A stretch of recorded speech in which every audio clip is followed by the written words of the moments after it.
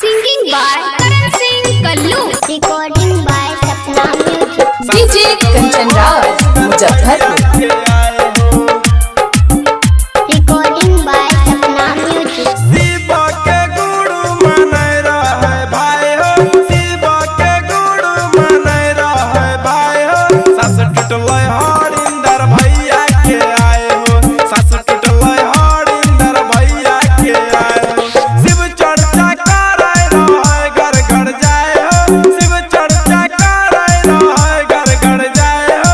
सास टूटलै हरिंदर भैया के आए हो, सास टूटलै हरिंदर भैया के आए हो।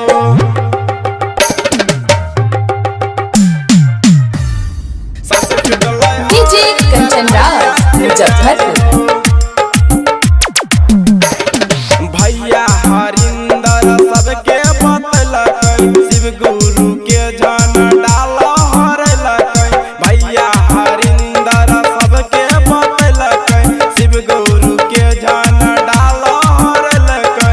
रहै रहै दीदी नीलम के साथ हो, हरदम रहै दीदी नीलम के साथ हो। सबसे छोड़ाई के चल गेलै हाथ हो, सबसे छोड़ाई के चल गेलै हाथ हो।